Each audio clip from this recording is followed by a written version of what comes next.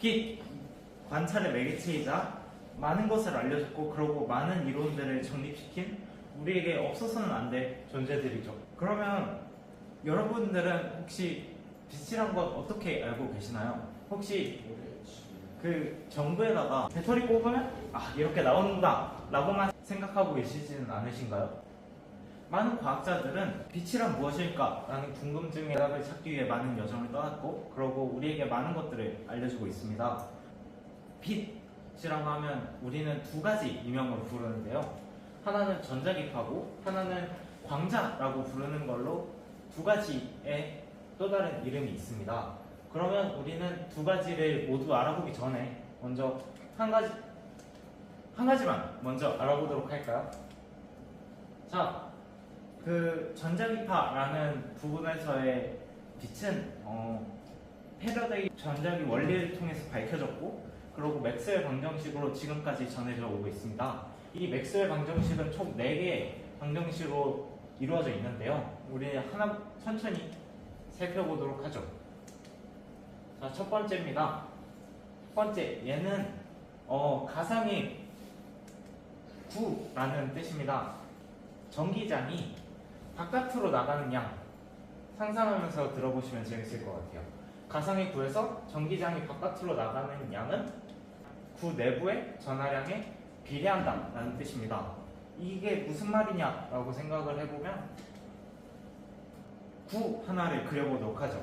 구 하나를 그리고 여기에서 전기가 있어요. 전기는 여기에서 빠져나가는 양이 있겠죠? 빠져나가는 양이고 들어오는 양이 있을 텐데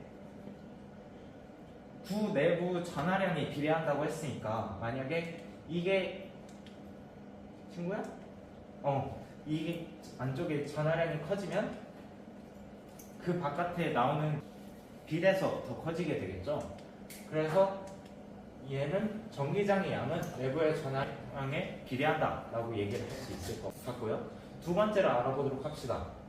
두 번째, 비슷하게 생겼죠?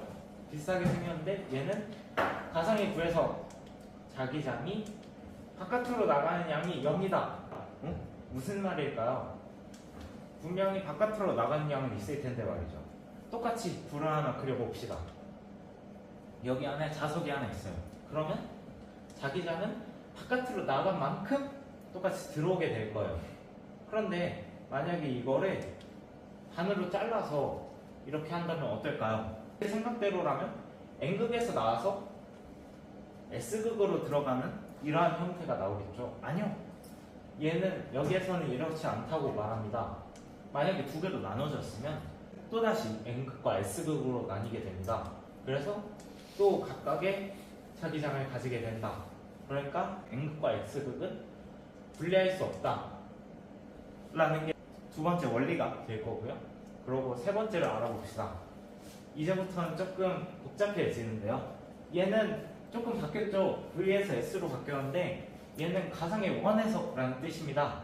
가상의 원에서 이 일렉트로닉 전기장이 원을 따라가는 양, 원이니까 바뀌었죠. 은 엄청 작은 시간 동안 변한 얘는 조금 이따 보고요. 얘는 방해하는 방향으로 얘도 조금 이따 보도록 합시다. 은 원의 면에 자기장이 뚫고 지나가는 양이다. 양에 비례한다 라고 하는데요. 이게 뭔 소리일까요? 구처럼 생기지만 원인 거를 다시 한번 그려봅시다. 얘로 자기장이 하나 지나가요. 자기장이 하나 지나가면 원이 뚫고 들어가는 양이니까 만약에 이게 커지면 자기장의 양이 변화하면 전기장이 생기겠죠. 이게 세 번째 방정식입니다. 그래서 이걸로 발전기도 이러한 원리로 만약에 자석이 왔다 갔다 하게 되면 여기에 있는 코일의 기준에서는 자기장이 커졌다 줄어들었다 할 테니까 전기가 발생될 때고 이걸로 발전기가 돌아가는 거죠. 그래서 세 번째는 이렇게 정리할 수 있겠네요. 시간에 따라 변화하는 자기장을 방해하는 전기장을 만든다. 이게 마이너스니까 방해하는 방향으로 전기장을 만든다 라고 얘기를 할 수 있을 것 같고요. 네 번째로 들어가 보도록 합시다. 네 번째, 되게 복잡하게 생겼는데 뭔가 비슷한 게 보이죠? 비슷한 게 보이니까 이걸 한번 묶어봅시다. 얘를 묶어보고 다시 해석을 해보도록 합시다. 얘 S니까 뭐죠? 원이죠. 그러면 가상의 원에서 자기장이 원을 따라가는 양은 얘는 비례한다는 뜻이고, 면을 통과하는 전류에 비례하고, 그리고 또 뭐에 비례하냐면 엄청 작은 시간 동안 변화한 엄청 작으니까 얘는 변화한이라고 얘기를 할 수 있을 것 같고요. 원의 면에 전기장이 뚫고 지나가는 양에 비례한다라고 하니까, 그러면 두 가지가 있는 거죠. 더하기를 왼쪽하고 오른쪽에서 봐서 일단은 면을 통과하는 전류가 자기장의 양에 비례하고, 그리고 전기장이 뚫고 지나가는 변화량이 이 자기장이 원에 따라가는 양에 비례한다라고 얘기를 할 수 있을 것 같아요. 그러면 또다시 원을 하나 그려봅시다. 원이 있어요. 여기엔 자기장, 전과는 다르게 친구? 전기장이나 전류가 들어간다고 해봅시다. 얘가 만약에 존재하게 되면, 아니면 전기장이 변화하게 된다면 얘는 자기장이 생기겠죠? 그러면 이렇게 얘기를 해볼 수 있을 것 같아요. 시간에 따라 변화하는 전기장은 자기장을 만든다 라고 얘기를 할 수 있을 것 같아요. 그래서 이게 빛이랑 뭔 상관이 있냐고요?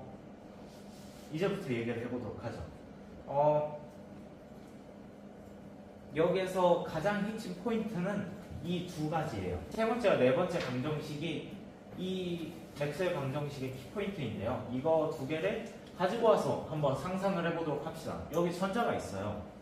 전자가 있는데 만약에 가속 운동을 한다고 얘기를 해봅시다. 그러면 전자는 분명 자기장을 가지고 있겠죠?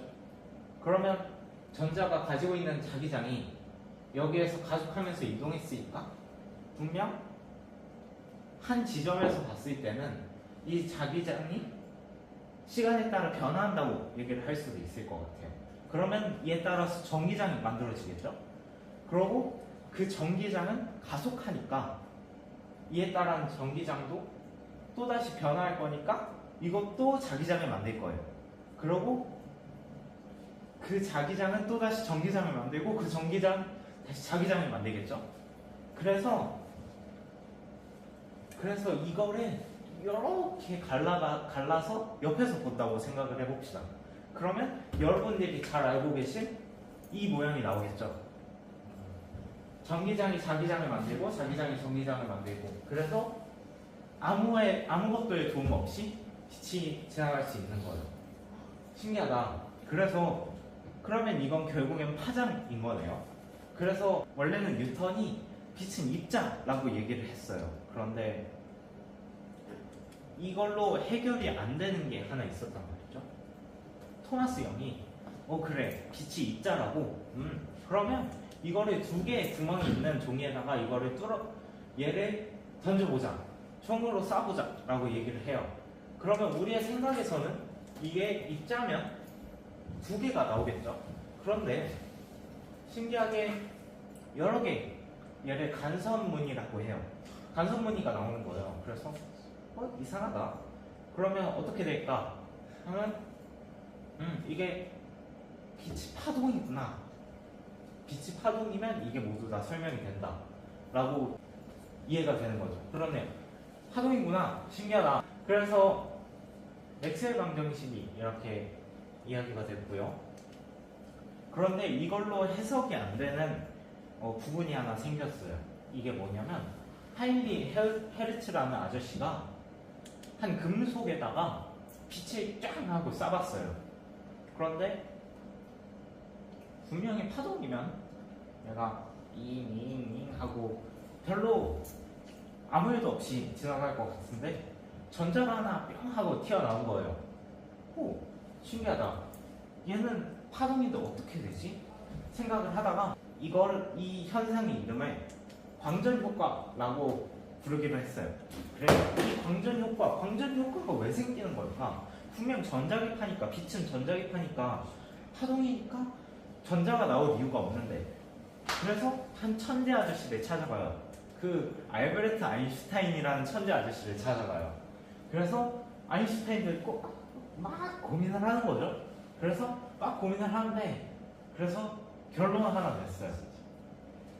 만약에 이 입자면 설명이 가능하다. 빛이 입자면 이 금속에 부딪히면 전자가 나올 수 있다. 이걸 해석할 수 있다. 라고 얘기를 하는 거예요. 만약에 빛이 입자면 전자에 부딪혀가지고 전자는 튕겨 나올 수 있다. 라고 얘기를 하는 거예요. 신기하다. 그래서 아스콤프턴이라는 아저씨가 그래 빛이 입자라고 그러면 전자를 한번 빛으로 때려보자 라는 생각을 하게 돼요. 그래서 전자를 때렸더니 빛이 때린 에너지만큼 줄어들고 그리고 전자가 이쪽으로 튕겨나오고 빛도 이쪽으로 튕겨나가는 거예요. 마치 당구공이 부딪힌 것처럼요. 그래서 지금까지 보시면 아시겠지만 입자가 설명될 수 있는 거하고 파동이라고 하고 설명할 수 있는 거하고는 차이점이 있죠. 아니 차이점이 있다기보다는 서로 개별적으로 달라요. 아예 입자가 아니면 설명할 수 있는 게 있고 파동이 아니면 설명할 수 있는 게 있으니까 이 사람들이 멘탈이 붕괴가 된 거죠. 그래서 입자다 아니면 파동이다 라고 하면서 이 사람들이 싸우고 있었는데 아인슈타인이 또 그 천재 아저씨가 신비한 이야기를 해요. 그러면 둘 다 맞다 그러죠. 뭔 개소리냐고요? 그러니까요. 그래서 이 아저씨의 설명은 이래요. 빛이 입자인 상태를 우리가 광양자라고 부르자. 얘는 에너지 덩어리고 빛의 매개 입자예요. 만약에 이 매개 입자? 빛이 매개 입자가 있다고? 네 맞아요. 그 양력도 매개 입자가 있고 강력도 매개 입자가 있는데 만약에 이거에 대해서 궁금하시면 그 기본 입자 표준 모형이라고 구글에 검색하시면 아주 잘 나올 거예요. 여기에 대해서 찾아보시는 것도 꽤 재밌을 것 같고요. 그래서 얘는 광자인데 어떨 때는 파동이다. 어떨 때는 광자고 어떨 때는 파동이다. 라고 얘기를 해요. 뭔 소리인지 모르겠죠. 근데 저도 모르겠어요. 그래서 이 기상천외하고 이해할 수 없는 이런 현상을 해석하기 위해서 우리는 양자역학이라는 학문으로 이거를 탐구해 보기로 했어요. 만약에 이거에 대해서 조금 더 재밌어 보인다 하시면 양자역학에 대해서 찾아보시는 것도 재밌을 것 같아요. 그런데 결국에는 여기서 가장 정확한 건 맥스웰 방정식이란 말이죠. 맥스웰 방정식이 사람들이 입자라고 했을 때 그거를 거부할 만큼 너무나 아름다운 방정식인 거예요. 그런데 이거에 한 가지 문제가 있어요. 맥스웰 방정식인데요. 여기에 보험회사처럼 이상하게 하나를 적어놨죠. 얘를 확대해서 봐봅시다. 단 빛의 속도는 어느 관찰자에게나 동일해야 한다. 그러면 문제가 뭐냐면 이런 게 있다고 생각을 해볼 거예요. 버스가 있어요. 버스에 쫄라맨 씨가 손전등을 들고 버스를 탔다고 생각을 해봅시다. 그리고 그 밖에는 샌디 씨가 이 버스 안쪽을 관찰하고 있다고 생각을 해볼게요. 그리고 버스는 움직이는 자동차니까 버스는 이렇게 움직이겠죠? 이거를 간단하게 이렇게 생각을 해보도록 할게요. 만약에 쫄라맨 씨가 위쪽에다가 거울을 둬서 빛이 이쪽으로 쏴졌다가 다시 들어온다고 생각을 해볼까요? 그러면 이 사람은 이렇게 보일 거예요. 빛은 버스가 방금 전에 이만큼 이동한 동안 얘가 한번 왔다 갔다 한 거라고 생각을 해보면 빛이 이만큼 갈 동안 빛은 이만큼의 거리를 왔다 갔다 할 만큼의 거리만 이동을 했겠죠. 그런데 문제는 샌즈 씨의 입장에서는 버스가 움직이는 거니까 빛은 여기로 갔다가 여기 있던 버스 천장의 거울에 부딪혀서 여기로 다시 들어오는 걸로 보일 거란 말이죠. 이 거리를 방금 전의 거리의 약 3배라고 생각을 해봅시다. 그런데 여기에서 우리가 생각을 해야 될 거는 분명히 방금 전에는 빛의 속도는 어느 관찰자에게나 동일해야 한다는데 같은 시간 동안, 같은 사건 동안 한 빛은 이거를 하나만 왔다 갔다 거리고 또 한 빛은 아주 엄청난 거리를 3배의 거리를 이동을 한 거예요. 이러면 문제가 되는데 그러면 이걸 어떻게 해결을 해야 할까라고 생각을 해보면 거속시 아시죠? 거리 속력 시간. 빛이 지나간 거리는 빛의 속력 곱하기 시간이에요. 그런데 문제는 빛의 속력은 어느 관찰자에게나 같아야 되고 그리고 빛이 지나간 거리는 얘가 3배나 더 길었단 말이죠. 그러면 간단해요. 시간을 3배 해버리면 돼요. 그러니까 지금 방금 전에 버스를 보고 있었던 이 샌즈 씨는 시간이 저 사람보다 3배 더 많이 지나게 된 거죠. 그러면 저희의 상식이 깨지게 돼요. 시간이 모두에게나 동일한 줄 알았는데 한 사람 한 사람마다 시간이 있다고? 네. 마치 이건 거죠.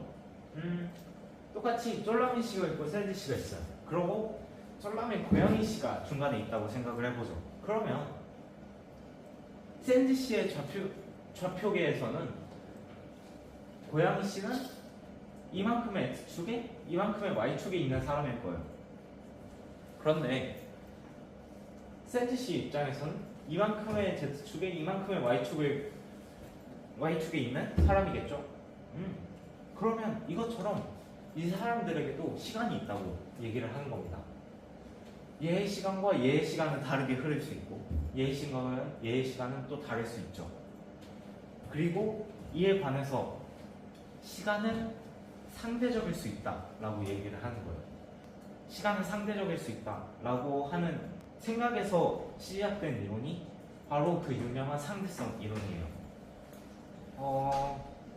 만약에 이거에 대해서 궁금하시면 여기에 대해서도 찾아보시면 굉장히 재밌을 거예요. 아주 머리가 터지는 기분이 될 거예요. 이거를 준비하면서 많은 상식이 깨졌고 또한 많은 생각이 뒤틀렸어요.